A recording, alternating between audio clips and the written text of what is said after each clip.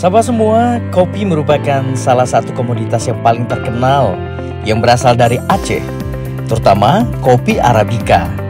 Dan tentu saja Kabupaten Aceh Tengah merupakan salah satu sentra tanaman kopi yang dimana lokasinya sangat terkenal dan banyak menjadi perbincangan terutama di industri kopi. Kita sudah dengar kisah suksesnya. Bahkan setiap kita menyeduh kopi, ada upaya-upaya yang dilakukan oleh para petani yang secara tidak langsung kita rasakan dalam segelas kopi Gayo. Dan untuk itu, kita akan ngobrol banyak juga dengan salah seorang peneliti muda yang baru saja menyelesaikan skripsinya yang mengambil tema tentang industri kopi yang dikaitkan dengan kesejahteraan dan juga melihatnya dalam konteks maqasid syariah. Untuk itu kita ngobrol dengan Azida Al-Farizi, seorang anak muda yang berasal dari Kabupaten Aceh Tengah yang baru saja menyelesaikan ujian skripsinya di program studi ekonomi syariah Fakultas Ekonomi dan Bisnis Islam di UIN Araniri. Langsung saja kita ketemu dengan Azida dan mendengarkan banyak kisah-kisah menarik yang ada dan dia dapatkan di lapangan hingga sampai akhirnya mengikuti ujian dan mempublikasikan 2 karya tulis terbaiknya terkait dengan tema yang dia teliti. Semoga bisa bermanfaat. Selamat mendengarkan.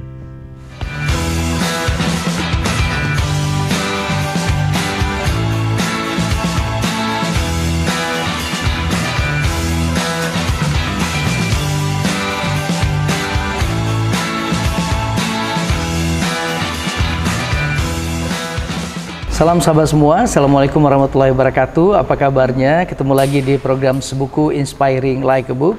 Tentu saja dengan saya Hendra, dan seperti biasanya kita akan ngobrol dengan sahabat-sahabat muda yang punya banyak sekali prestasi dan salah satunya melalui apa yang mereka teliti. Nah, kebetulan sahabat kita yang bersama saya kali ini adalah Azida Al-Farizi. Kebetulan juga seorang mahasiswa saya dan juga beliau baru saja menyelesaikan penelitian untuk skripsinya dengan tema yang cukup menarik dengan mengambil maqasid syariah sebagai salah satu indikator untuk melihat keberhasilan petani di lapangan yang ada kaitannya dengan kesejahteraannya. Dan kali ini kita akan ngobrol banyak tentang apa saja yang dilakukan oleh Azida. Saya akrab memanggilnya dan langsung saja kita sapa. Assalamualaikum Azida. Waalaikumsalam Bapak. Gimana, sehat ya? Alhamdulillah, kabarnya sehat. Azida, ini kita akan ngobrol dan ngasih tahu ke teman-teman tentang apa yang Zida lakukan riset gitu ya. Kalau boleh mungkin bisa diceritakan sedikit, Zida kemarin riset tentang apa dan sudah selesai belum risetnya? Alhamdulillah, per tanggal 16 Januari 2025 sudah melakukan sidang skripsi yang mana judul risetnya itu dampak perubahan iklim terhadap kesejahteraan ekonomi petani kopi di Aceh Tengah dalam perspektif maqasid syariah. Jadi awal ketertarikan Zida untuk melakukan riset ini terlepas dari seorang Zida yang lahir di kota kopi yaitu Aceh Tengah. Tentunya komoditas kopi ini bukan hanya sebatas komoditas lagi, tapi juga sudah masuk ke dalam kehidupan. Nah, sebagai observasi awal Zida wawancara dengan 10 orang teman-teman yang bergelut di industri kopi. Mereka sepakat bahwa penurunan hasil kopi ini dalam beberapa tahun terakhir sudah mengalami penurunan. Nah, kecenderungan ini yang membuat ketertarikan Zida untuk meneliti ada apa sih sebenarnya di industri kopi di Aceh Tengah ini.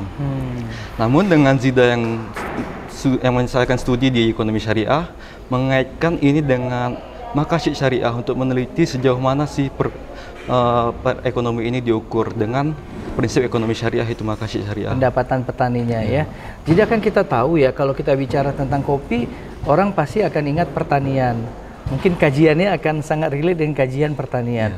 Tapi Zida tadi bercerita mengkajinya dari perspektif yang lain ya, dari perspektif ekonomi syariah yang banyak indikator penting sebenarnya bisa digali di sana. Nah, kan tadinya kita bicara tentang kesejahteraan. Ada nggak yang membuat barangkali melatar belakangi kenapa itu jadi menarik? Apa karena perubahan iklim kah? Atau karena kondisi, ya kita tahu ya banyak sekali terjadi hal-hal yang membuat mereka juga barangkali tidak bisa mengimprove ya dari sisi bertani atau meningkatkan hasilnya. Apa Zida sebenarnya? Yang membuatnya tuh penurunan hasil panen ini kan membuat kerentanan ekonomi petani itu kan menjadi menurun, Pak. Sehingga dikaitkan dengan Makasih Syariah ini tentunya dengan sangat relate dengan yang namanya Hifzul Almal. Sehingga oleh karena itu ini membuat betul-betul Jida tertarik bagaimana sih Makasih Syariah ini memandang dampak perubahan iklim terhadap kesejahteraan ekonomi petani kopi di Aceh Tengah ini, Pak. Artinya kalau tadi itu Jida bilang kalau selama ini hanya kajiannya dalam hal-hal yang lain ya. Tapi Jida pengen melihat secara dalam bahwa perspektif ekonomi syariah, terutama barangkali ada indikator yang namanya Makasih Syariah, bisa melihat tuh sejauh mana sih memberikan pengaruh ya, terutama pada pendapatannya. Tadi kan ada variabel yang namanya perubahan iklim gitu. Nah sebenarnya kaitannya apa Jida? Nah tentunya perubahan iklim ini kan sangat erat kaitan dengan produksi kopi ya kan. Mengingat iklim ini kan menjadi peran krusial dalam produksi kopi. Yang mana apabila perubahan iklim yang cukup ekstrim itu dapat menurunkan hasil panen serta kualitas hasil panen yang dihasilkan gitu, Pak. Sangat berpengaruh ya. Artinya apalagi daerah Aceh Tengah ya, yang kita kenal dengan kotanya yang dingin dan hujan juga, curah hujan juga tinggi. Berdampak nggak dengan hasil panennya atau berdampak nggak dengan kualitasnya, dan efeknya barangkali pastilah ada kaitan dengan pendapatan. Bagaimana Zida melihat itu? Nah, untuk pola curah hujan itu sendiri sama yang kelembapan udara kita berbicara, Pak, itu tentunya sangat berpengaruh terhadap kopi itu sendiri. Karena mengingat apabila curah hujannya tidak berlebihan, maka kopi itu tidak bagus, sehingga harga jual kopi itu sendiri menjadi berkurang, dan ini dapat menyebabkan penurunan pendapatan petani itu sendiri, Pak. Artinya perubahan iklimnya punya kaitan ya dengan kesejahteraan ya.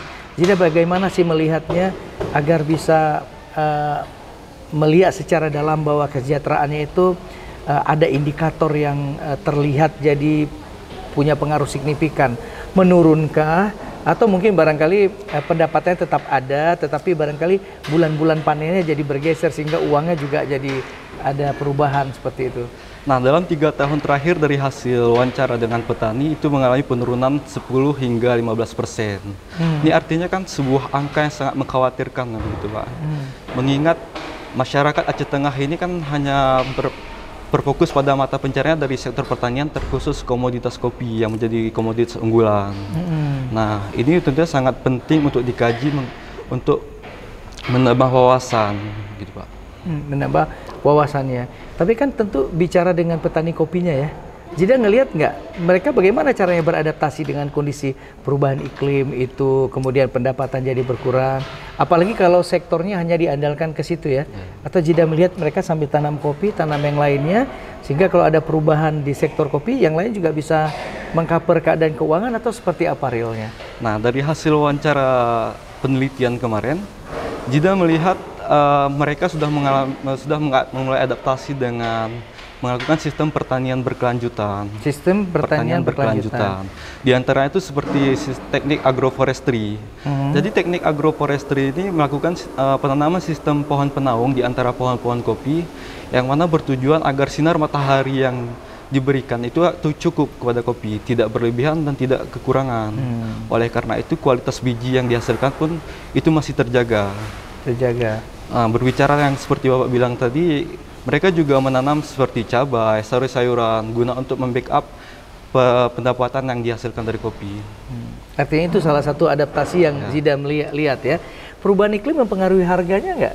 Perubahan iklim tentu sangat mempengaruhi harganya, Pak. Karena apabila perubahan iklim yang cukup ekstrim itu kan bisa menyebabkan kualitas bijinya menjadi kurang bagus. Sehingga harga jual kopi itu sendiri menjadi sangat rendah ya, seperti itu ya. Nah, kalau kita lihat dari sektor pemerintahnya, Jida, pemerintah melakukan dukungan kah terhadap kondisi itu, atau barangkali memberikan penguatan juga kepada petani di sana? Dalam riset Jida melihat seperti apa yang Jida dapatkan dari suara petaninya? Nah, dari suara petani, kalau berbicara masalah kontribusi pemerintah, tentunya ada dengan memberikan semacam penyuluhan pertanian serta pelatihan mengenai bagaimana sih dampak perubahan iklim ini terhadap pertanian kopi, serta untuk memberikan pelatihan kepada petani. Nah, di samping itu juga, Pak, seperti 2023 silam di bulan Agustus tepatnya, itu Direktur Zurich Syariah memberikan asuransi gagal panen kepada 1.800 petani yang terancam gagal panen akibat perubahan iklim. Artinya meskipun ada perubahan iklim, sektor pemerintah juga mengajak sektor perbankan dalam hal ini asuransi syariah ya. Mereka memberikan penguatan atau memberikan pemodalan atau pendampingan pendanaan kalau ada gagal panen. Jadi mereka memberikan itu. Itu durasinya berapa lama? Selama gagal panen itu atau setahun penuh atau seperti apa mekanismenya? Selama setahun penuh, Pak. Karena setahun penuh kan ada 2 kali masa panen. Jadi pemerintah memberikan suntikan asuransi gagal panen itu kepada petani untuk membackup agar penurunan pendapatan. Gitu. Untuk penurunan pendapatan, artinya untuk modal hidup ya. Itu kepada petani yang berasuransi atau semuanya mendapat pelayanan seperti itu?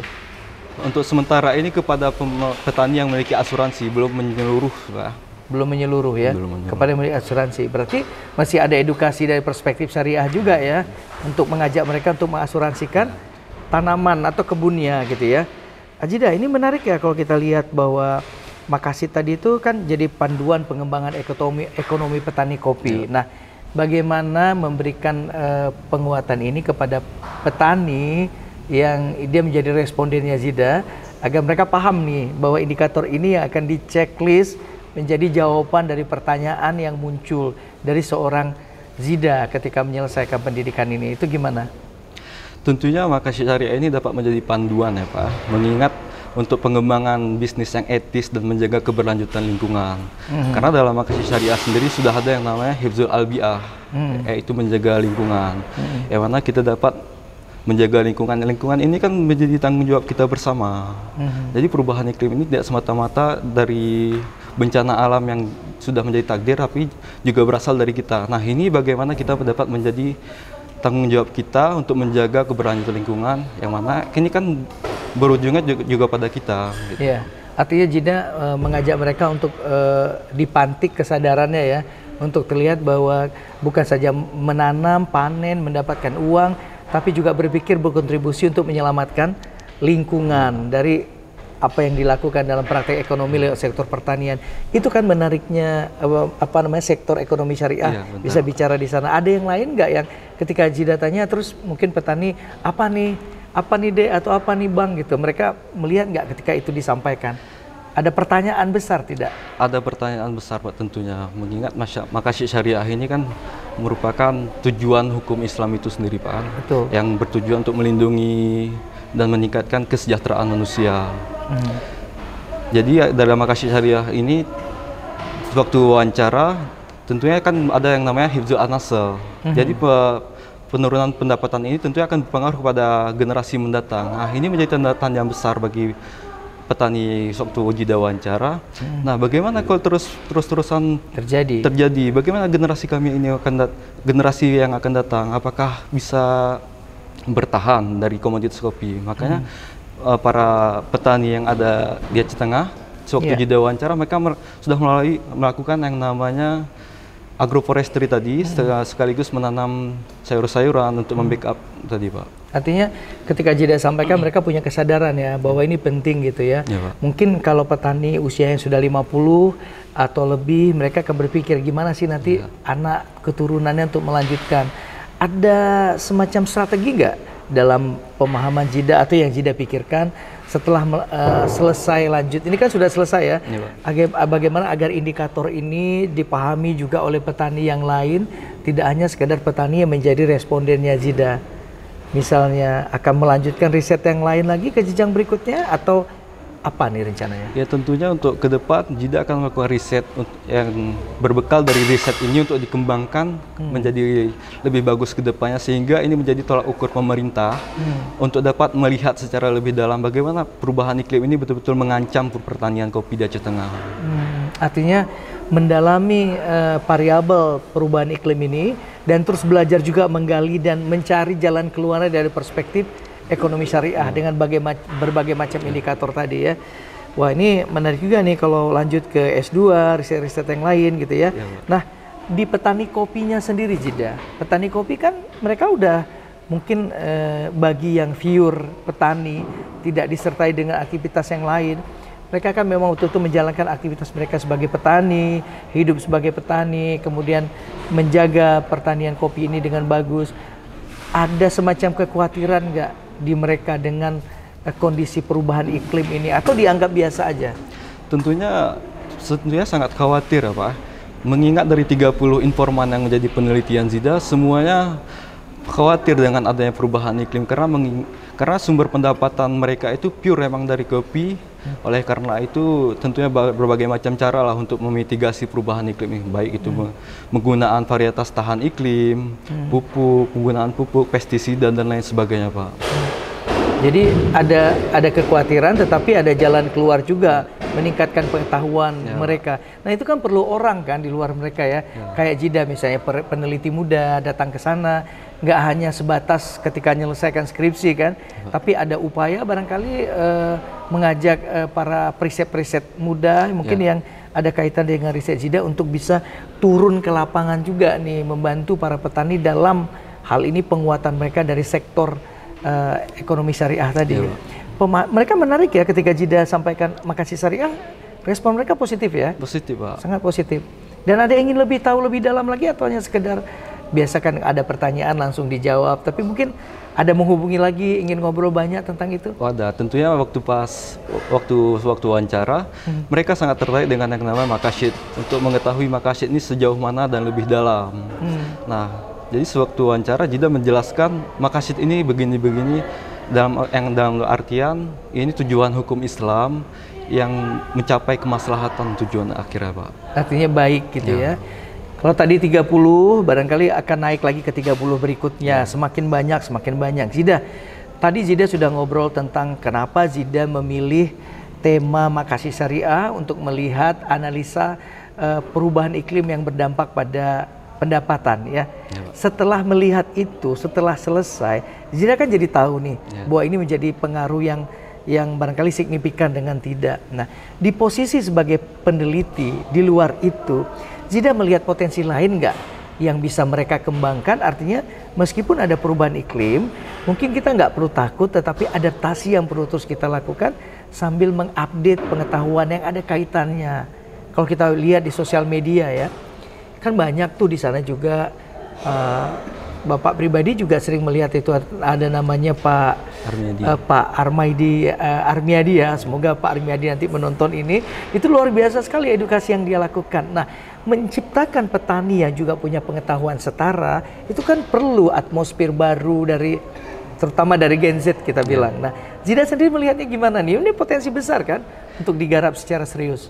Ya tentu potensi kopi ini sangat besar ya Pak, tapi harus perlu juga diiringi dengan pengetahuan. Pengetahuan dengan di tengah perubahan iklim ini, pengetahuan ini kan sangat penting untuk bagaimana sih memitigasi perubahan iklim ini sendiri. Itu menarik ya kata-kata mitigasi tadi ya. Mungkin ada upaya sebelum itu terjadi, maka ada upaya yang harus dilakukan namanya mitigasi ya. Silakan lanjut Jida. Terus? Nah, mitigasinya ini perlu dilakukan sedini mungkin ya Pak. Mengingat karena untuk pendapatan petani ini kan cuma hanya sebatas dari kopi, perlunya mitigasi yang perlu dilakukan oleh petani. Salah satunya tadi selain dari menanam pohon-pohon penaung, menanam sayuran, jadi perlu semacam pengetahuan yang lebih dalam mengenai perubahan iklim ini untuk bagaimana dampaknya untuk mereka ya. Artinya secara tidak langsung, meskipun perubahan iklim itu merupakan sebuah tantangan juga, mungkin bagi sebagian orang merasa ini ancaman dan tantangan, tetapi juga memberikan peluang pada mereka untuk meningkatkan pengetahuan, terutama di sektor adaptasi tadi ya. Apa tadi namanya, tanaman penaung ya? Itu sejenis sayuran kah atau tumbuhan yang lain juga? Itu seperti tanaman petai. Oke. Ada juga yang sebagai pohon alpukat. Itu ditanam di sela-sela kopi, di sela-sela baris kopi. Yang tujuannya itu untuk nutup kekeringan dari menutup kekeringan agar cahaya matahari itu tercukupi. Nah, kalau yang tadi sayur-sayuran itu di wilayah itu juga, misalnya antara pohon kopi dengan pohon kopi, atau mungkin di sektor tanah yang lain. Nah, itu bisa juga di sela-sela baris kopi. Ada juga sebagian yang emang lahan perkebunan kopinya itu emang ada dikhususkan untuk tanaman-tanaman sayur-sayuran Pak. Artinya betul-betul mereka beradaptasi gunakan itu. Dan sejauh pengetahuan Jida itu cukup untuk memenuhi kebutuhan di saat kondisi barangkali harga kopi tidak terlalu baik akibat perubahan iklim. seperti apa? Jida rasa sewaktu dari hasil wawancara itu mencukupi karena mengingat mereka tidak harus membeli dari pasar, tapi juga ada dari hasil perkebunan mereka sendiri, Pak. Jadi pengeluarannya itu bisa diefektifkan. Efektifkan ya, artinya ya sambil menunggu ya panen kopi yang mungkin tidak terlalu banyak dibandingkan yang sebelumnya, terus kemudian ada upaya juga untuk menanam dengan lebih baik seperti itu ya, dapat rezeki dari sektor yang lain. Baik, Jida, itu sudah ya kita ngobrol tentang makasih tadi dan lain-lain. Nggak semua anak muda kan pengen melihat sektor itu sebagai sebuah kajian gitu ya. Jida mungkin ada sharing buat teman-teman, mau ngasih tahu bahwa sektor makasit ini bukan sektor yang rumit, sulit, nggak bisa diselesaikan, mungkin belum terdengar akrab saja di telinganya teman-teman, sehingga risetnya barangkali mungkin tidak dituju ke situ. Nah, barangkali Jida mau ngobrol sama teman-teman supaya mereka tertarik juga belajar tentang ekonomi syariah. Gimana nih? Jadi tentunya tidak sulit ya belajar makasid syariah, Pak ya, karena mengingat makasid syariah ini kan sudah melekat tentunya dalam kehidupan kita sendiri. Karena dari kelima aspek ini tentunya sangat berkaitan dalam kehidupan kita. Mulai dari hifzul ad-din, hifzul an-nafas, hifzul al-aqal, hifzul an-nasas, kemudian hifzul al-mal. Ini tentunya sangat relate dengan kehidupan kita, Pak. Jadi kalau mereka menarik, bisa melanjutkan riset atau melakukan riset dengan perspektif yang lain ya. Tetap misalnya menempatkan makasid syariah sebagai bagian penting untuk dikaji dan lain-lain. Artinya mereka harus masuk ke ekonomi syariah atau perlu di sektor lainnya? Harus masuk ke ekonomi syariah tentunya, Pak. Ya, jadi belajarnya di ekonomi syariah gitu ya. Pesan Jida nih buat teman-teman yang para periset yang masih sedang berjuang untuk menyelesaikan riset, mungkin ada tips dan trik dari Jida supaya kuliah mulus, penelitian lancar, nggak cepat baper gitu ya. Kalau menghadapi barangkali ya mungkin dengan waktu, dengan mekanisme bimbingan dan mungkin bahan-bahan yang belum ditemukan, apa yang tips dan trik dari Jida sebelumnya sehingga selesainya bisa tepat waktu. Bahkan Bapak dengar sudah punya 2 jurnal ya, sedang diproses submit dan menunggu jawaban juga yang keduanya itu. Barangkali bisa Jida ceritakan. Jadi untuk tips and triknya untuk menyelesaikan studi, Jida itu motivasinya itu dari orang tua. Orang tua. Mengingat orang tua yang sudah bersusah payah menyekolahkan Jida nggak mau menyia-siakan ini, Pak. Karena privilege orang tua tuh tidak selamanya kita dapat. Jadi selama kita masih dapat privilege orang tua, kita pergunakan itu sebaik mungkin. Nah, dalam untuk proses bimbingan mungkin ada teman-teman yang mengalami kesulitan. Ya kita coba hitung langkah 2-3 langkah ke depan. Mungkin dipersulit sini, tapi kita sudah membackup apa yang kita membuat kita ke depan. Gitu, Pak. Jadi nggak baper ya? Nggak baper. Jadi Jida tadi menarik sekali bilang bahwa teman-teman jangan sampai tidak menggunakan privilege orang tua. Ya mumpung alhamdulillah kedua orang tua ada, ya masih ada ya. Dan artinya apapun dalam bentuk apapun yang dikeluarkan orang tua itu menjadi sesuatu yang penting. Bukan saja sebenarnya untuk berterima kasih atas apa yang diberikan Jida ya, tapi itu kayak transformasi tanggung jawab ya. Betul. Itu yang Jida melihat ya. Jadi itu menjadi energi ya buat Jida untuk menyelesaikan gitu. Artinya bisa terlihat bahwa connecting Jida sama orang tua sangat dekat sekali, sangat bagus gitu. Harapannya untuk riset ke depan apa Jida? Harapannya untuk riset ke depan semoga menjadi riset yang lebih berkembang, lebih baik dan tentunya lebih bermanfaat bagi masyarakat gitu, Pak. Jida bisa melihat itu. Ada rencana mau melanjutkan S2 barangkali? Ada, Pak, dalam waktu dekat ini, Pak. Mau lanjut ke S2 lagi di bidang yang sama ya? Di bidang yang sama. Dengan kajian yang barangkali bisa bertransformasi lebih bagus lagi. Jida, terima kasih sudah ngobrol. Lebih kurang hampir 1 jaman ya kita ngobrol. Barangkali banyak sekali yang kita dapat dari Jida, terutama semangatnya ya. Kemudian kualitas eksplorasinya, keberanian untuk turun ke lapangan, dan tadi itu keberanian juga menggunakan privilege yang berbeda ya. Kalau orang barangkali ya tidak semua lah, banyak yang ya mungkin mengandalkan sekali orang tua dengan mungkin berkecukupan, kekayaan dan lain-lain. Tapi Jida mau bersusah payah untuk kembali memberikan jawaban atas tanggung jawab yang diberikan orang tua. Berapa tahun nih menyelesaikan S1 yang sampai tuntas? Alhamdulillah untuk menyelesaikan studi S1 Jida selesai dalam waktu 3,5 tahun. 3,5 tahun. 3 tahun. Berarti insya Allah cum laude ya? Insya Allah cum laude. Insya Allah cum laude. Terima kasih Jida sudah memberikan inspirasi yang berbeda juga, terutama di ruang publikasi ini. Semoga Jida terus sukses. Amin. Ke depan ya, bisa menjadi sesuatu yang Jida inginkan, dan apa yang diraih juga insya Allah akan dimudahkan Allah ya. Terima kasih banyak Jida sudah ngobrol bersama kita. Sahabat semua, itu tadi obrolan kita dengan Azida Al-Farisi, atau saya memanggilnya akrab dengan Zida. Salah seorang mahasiswa bimbingan saya yang punya dedikasi juga yang luar biasa, terutama keberanian mengalahkan rasa sulit. Tidak semua anak muda berani menerima tantangan, tapi sahabat kita Azida Al-Farisi sudah memberikan sebuah khasanah pengetahuan baru bagi kita, bahwa privilege yang diberikan orang tua sangat luar biasa dan harus dijawab juga dengan tanggung jawab yang luar biasa. Salah satunya contoh yang diberikan Jida tadi, tamat dengan 3,5 tahun dengan predikat cum laude, walaupun tujuan utamanya bukan untuk cum laude dan barangkali menjadi yang terbaik saja, tetapi itu bonus, dan semoga ini menjadi pelajaran bagi kita untuk bisa mau bertarung dengan rasa sulit dan mengalahkannya, dan mendapatkan tujuan utama dari rencana perjuangan yang kita cita-citakan. Bagi kalian yang menonton acara Sebuku Inspiring Like a Book ini, jika Anda ingin masuk dalam frame sama seperti Zida, silakan komen di kolom komentar dan memberikan pendapat-pendapat positif kalian untuk perkembangan channel ini, dan juga memberikan barangkali informasi tamu-tamu yang harus kita wawancarai lagi di program Sebuku Inspiring Like a Book. Sampai ketemu lagi di episode berikutnya. Semoga kita tetap sehat dan terus kuat memperjuangkan apa yang ingin dicita-citakan. Assalamualaikum warahmatullahi wabarakatuh.